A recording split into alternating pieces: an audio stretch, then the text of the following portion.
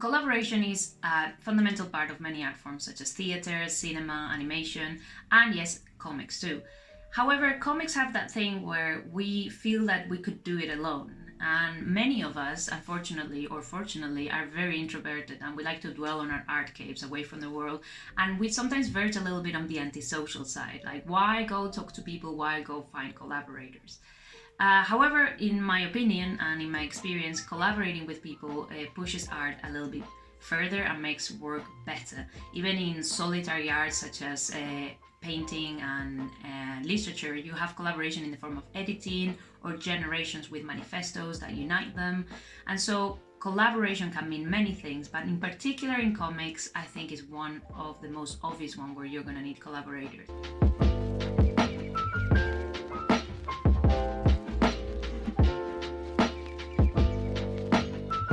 My name is Teresa, I'm a comic artist, and today I'm going to talk about my experience collaborating, where I found collaborators, and my top tips to have good relationship with these collaborators. So the first thing is, how do you find them? Well, in my experience, there are two main ways to find them in real life. So you either go to meetups, comic conventions, or any activity that is gonna be full of people that like comics and make comics. So try and Google in your local area to see if there are any conventions or meetups or drink and draws or whatever it is that you can find where there are going to be people that make comics or write comics. When you do this, you're going to have to approach it in a very diplomatic way and in a very calm way, because of course we are talking about human relationships. You cannot go to someone one day, meeting them for the first time, it's like, I have a universe of superheroes, would you like to draw them with me for 10 years? So you have to be careful and you have to be patient, because finding collaborators is a lot like finding friends or finding partners. You have to have a natural chemistry with them and you have to get on with them at a personal level and at a professional level.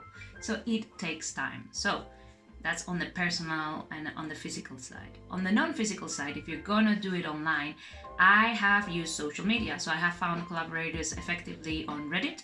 I don't know why, I never use Reddit, but to find jobs and collaborators is really good.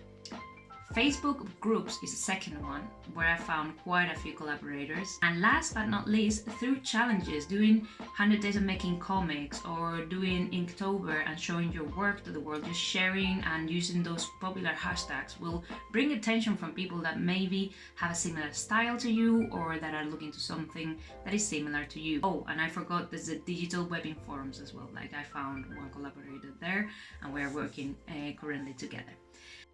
Okay, so now I'm going to give you some tips and tricks that I found work well when finding collaborators online and in real life. Tip number one is, don't jump into doing something big straight away. This is again the same as a relationship. When you meet a person for the first time and you connect, you're not gonna jump and say, hey, why don't we go and live together for a year? No, you say, oh, why don't we go out to the cinema? You know, you start with little things to see how well you get on and how well you collaborate in little things. And then you progress into more serious commitments. But start with something small. When I find a collaborator, normally I suggest we do a one-page collaboration, or maybe we do a little pitch for an anthology, but nothing too serious so that it's not a great investment of time and energy on both sides, because you can burn a lot of bridges by putting too much into the relationship at the beginning. My second tip is to be patient, because sometimes you want so bad to find that colorist or that writer that fits in with you that you start projecting into people the desired attributes of that person, and in fact you have a feeling that this person is not right, that your interests are not aligned, but you jump into it because you've been looking for 2 months. I mean, come on, you should find someone already. But no, it takes longer than that. My third tip is to look for people once you have a portfolio of work. So if you're a writer, you should have probably hired an artist or found an artist to put some pages out there, or just prove to the artist that you are committed to this writing thing, that you have done some serious writing and that you can show them how it looks. The same way that a letterer will have a portfolio with the lettering jobs they've done, and a colorist will have a portfolio. Everyone needs to be able to show their work to generate trust. And I know this is very unfair to writers, because if you're a comic writer and you don't know how to draw, that means that right off the bat you're gonna have to hire someone. And also consider the fact that artists actually, and colorists, and everyone that is working in this industry in the non-writing side, we all have to invest money anyway. Like, I have a graphics tablet here that cost me like 400 euros. You know, if I'm willing to spend 400 euros on my materials because I believe in myself and in my ability to create good comics, why are you not spending money on creating the comics that you believe so much in? I'm not having a go at writers. I'm just saying that if you're not willing to invest in your own craft, why would an artist that probably has spent hundreds of euros or dollars or whatever in materials and training, why would that person believe that you are as serious as them? Third tip is to check your ego, and this is I think a problem we all have to some degree or another. When you're collaborating with people, it's really hard to check yourself for when you're being too pushy with your vision. The way I do this is by admitting what is my role in the collaboration. Like, I am the artist, I am not the writer, I am not the colorist, I am not the letterer. So when I collaborate with people and I am the line artist, I do not comment on anybody's work because I'm pretty sure that they've done the best they can inside their own vision, and they don't need me to go and tell them, oh, you could have done this different. You know, if the time comes when we have enough of a rapport that we can critique each other, and it is agreed that we can critique each other, then I would do it happily and I would get critique from my partners happily. But I think right at the beginning, starting with that demanding, critical attitude, it's not good. It's better to be the absolute opposite. Like, what I do in my collaborations is I ask the different people in the collaboration, what do you think about this? Would you have it any other way? So I want a feedback from them. I don't offer my feedback unwanted, because that is being a bit of a douche, to be honest. And some of you might say, but through critique we grow, and through critique we get better. Exactly, that is why I ask for critique, because it is my responsibility to grow. It is not my responsibility to change other people or force them to grow. That is their choice, and you cannot force people to do that. So you have to accept collaborators as they come to you, accept what they bring into the table, and try to learn from their experience and not to teach others from the experience. Okay, and now let's go into the data.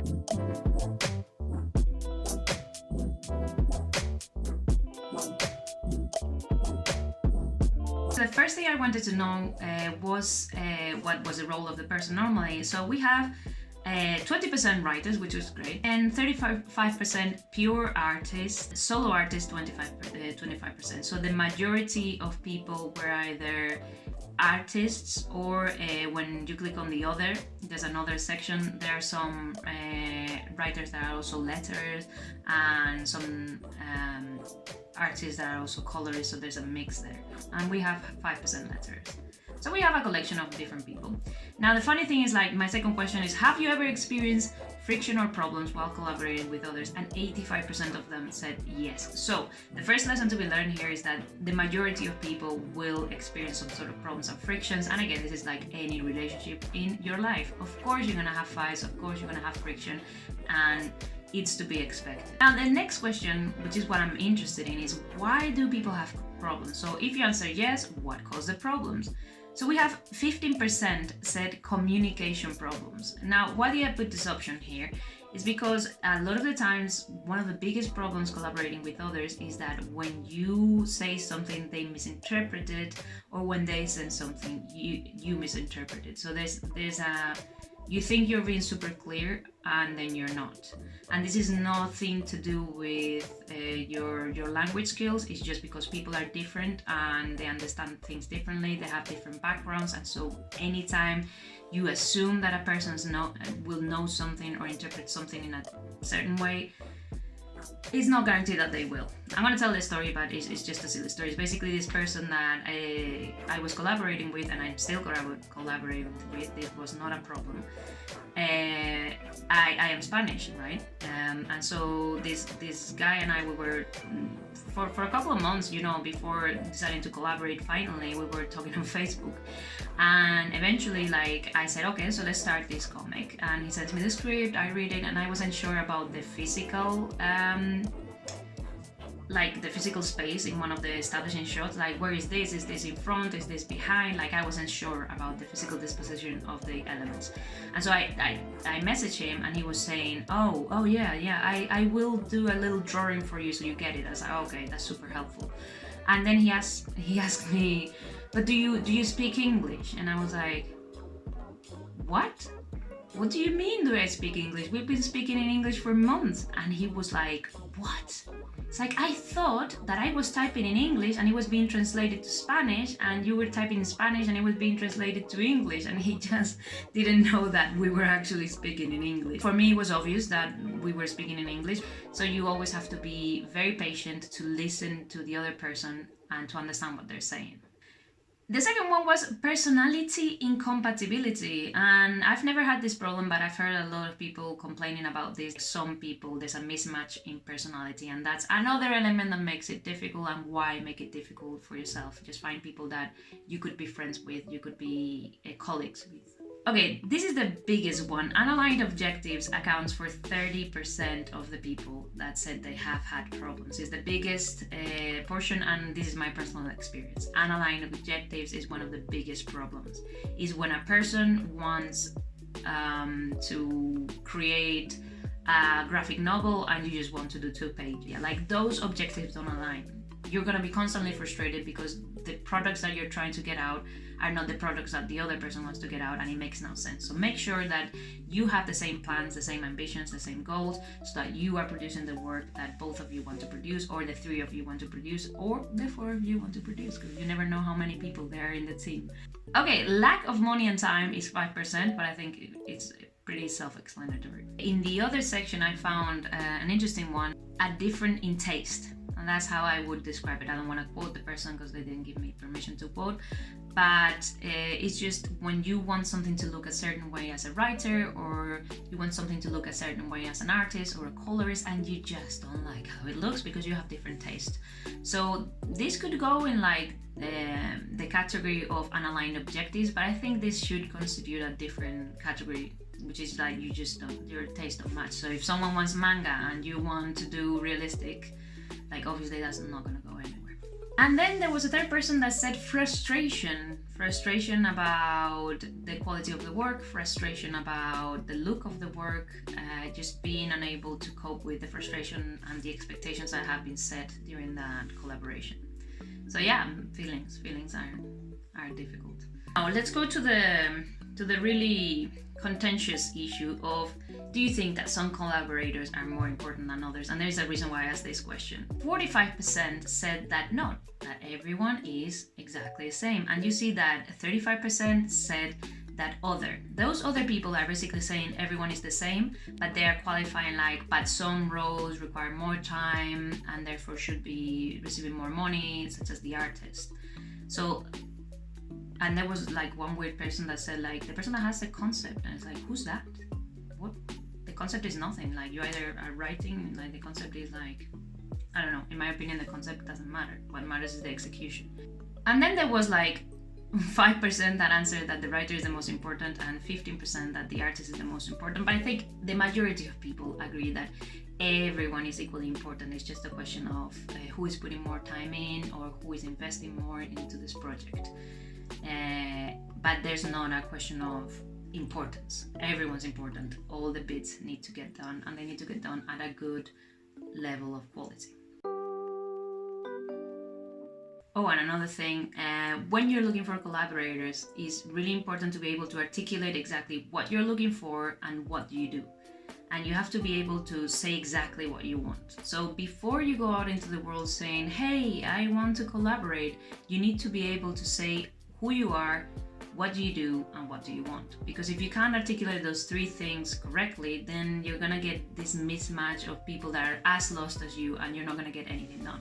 So for example, at the moment, if I have to put a post looking for collaborators, I can say, hey, I am a cartoonist, and like half the room just left. Boom, she's a cartoonist, she doesn't make manga, she doesn't do superheroes. But a lot of people would be like, oh, cartoonist, okay, this is my jam.